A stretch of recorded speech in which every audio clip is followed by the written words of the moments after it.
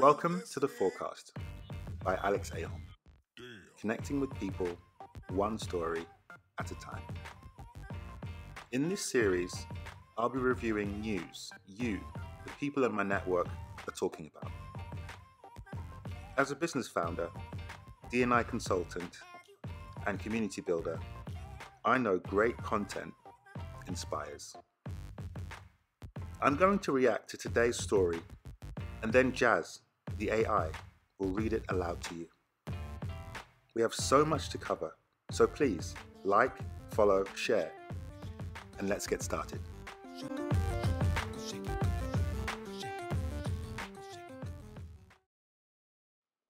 Hi, and welcome.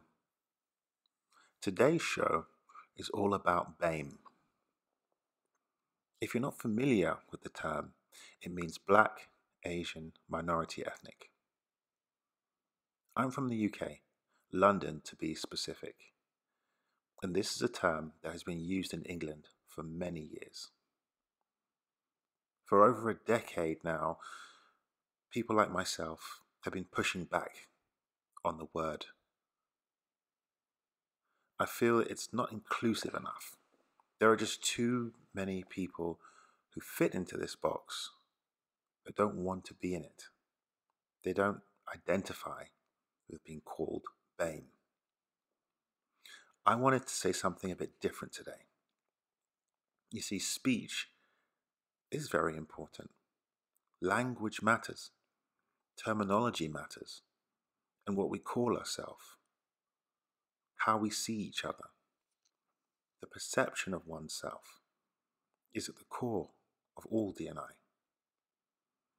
How can we have a better world if we can't refer to each other without being offensive? I'm led to believe there was a time before me when being called a Negro was acceptable. I'm also led to believe there was a time that being called the N-word by police, lawyers, judges, doctors, neighbours, whoever, that was part of the course. At one point, black people in the UK were also called coloured. Since I've been around, those terms haven't been acceptable, because they're not. Let me tell you a story. I've been lucky, I know that, I'm privileged. I haven't had many run-ins with people who are, quote-unquote, really racist. Just many that don't see themselves as such. One person in particular said to me, "Why do you lot keep changing your name? What are we meant to call you? Why can't you make up your minds?" Now, of course, anyone listening, please tell me what you think. She went on to say she's not racist, a preface that we hear way too much. If you have to say that, then there's a problem. Anyway, she said, "I'm not racist, but how can we get it right if you keep on changing?" This brings us up to today. If you want to be right, if you don't want to be racist, if you want to be understanding, empathetic, knowledgeable, it's your responsibility to stay on top of terminology and to recognize why certain terms can be problematic. Jazz the AI will read the article in its entirety, but I just wanted to say there is work to be done. You probably have friends and family from all corners of the earth. The world is getting smaller. Learning doesn't stop now. We are not beyond learning or growth. Now, I don't know everyone who's listening, but I can imagine that you're working with people from different cultures, religions, ethnicities, races. Those are all different things. This is the new normal. But what isn't normal is not understanding or knowing how to speak to people with dignity and respect. This isn't about me preaching to anyone. I'm learning too. The whole purpose of what I'm trying to do is to support people on that journey. I want to do better, but I can't do better without you as well. We're in this together. I'm delighted that the term won't be used anymore. The government, the powers that be, are going to strike it from their lingua franca. There are other reports coming out very soon that I'm sure won't be as positive as this. So there's still lots of work to be done. What else needs to be done to make things right and better for all of us? This isn't just about black people. This is about people. Here's Jazz. Boris Johnson's Race Commission, to scrap use of BAME label. Campaign groups have expressed concern that a racial disparity commission set up by Boris Johnson might achieve little of substance following a report that one of its main recommendations will be that public organizations no longer use the term BAME. Downing Street has refused to comment on the claim that one of the key proposals from the Commission on Race and Ethnic Disparities, which is due to produce its delayed report imminently, is based around the term, which stands for Black, Asian and Minority Ethnic.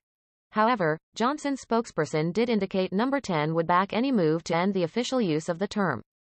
He said, "The government doesn't routinely use the terms BAME or BME because they are not well understood in user research, and because they include some groups and not others. The report would be submitted to Johnson this week," the spokesperson said, with a government response coming in due course, according to the Daily Telegraph, which cited an unnamed source. The report will say the term is unhelpful and redundant, and too broad to describe the varying experiences of people from different backgrounds. Halima Begum, the chief executive of the Runnymede Trust charity, said she was deeply concerned that the commission, which was originally meant to report its findings in December, would end up doing little to tackle structural inequalities. Halima Begum, chief executive of the Runnymede Trust. Photograph. Handout. If advice on the use of the term BAME is the extent of the Commission's findings, or the most pressing of its recommendations, then Britain's ethnic minority communities are being insulted by this report and its authors, Begum said.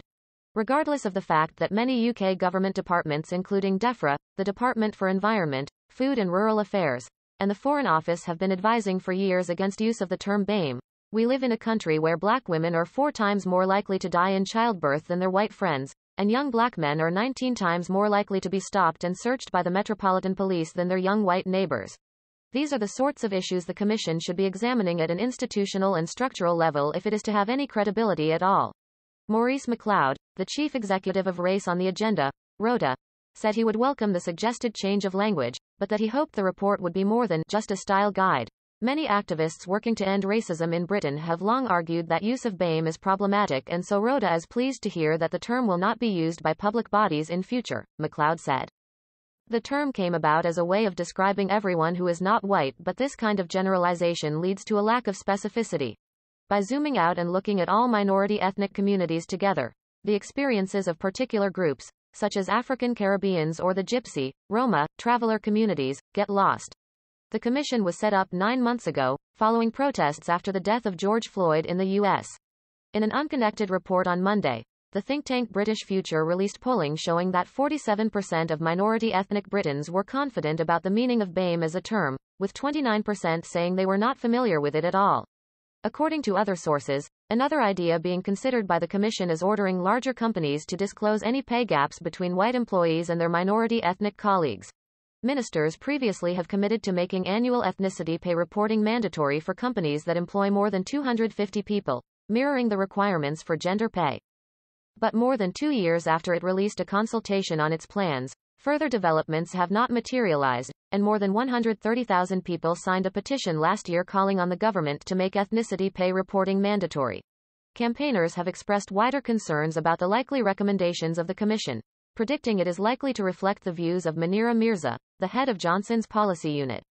She has previously been critical of the concept of structural racism, and was given the job of setting up the panel. Toni Sewell, her choice to chair the commission, has also previously questioned the effects of institutional racism.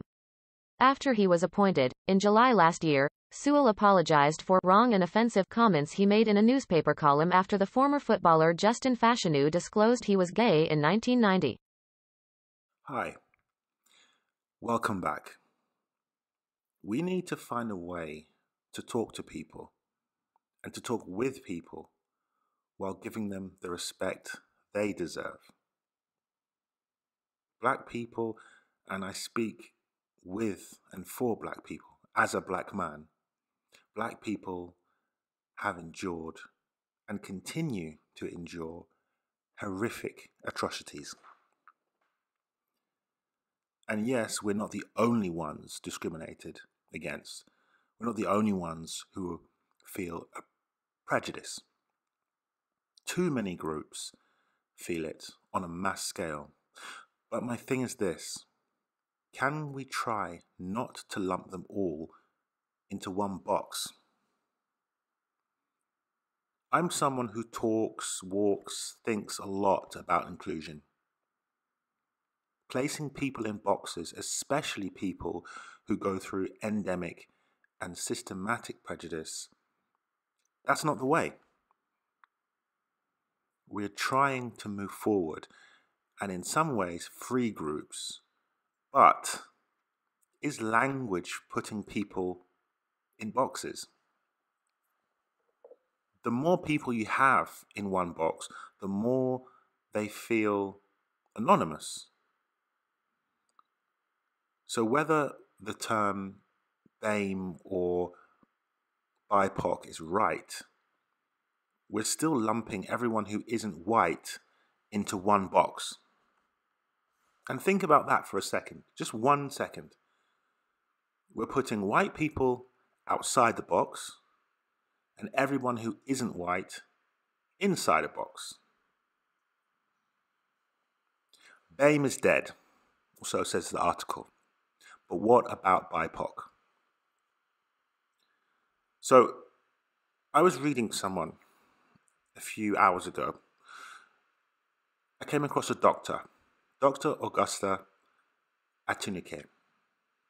She thinks we should rethink all of this, and especially rethink BIPOC. Tell me what you think. Are these acronyms problematic?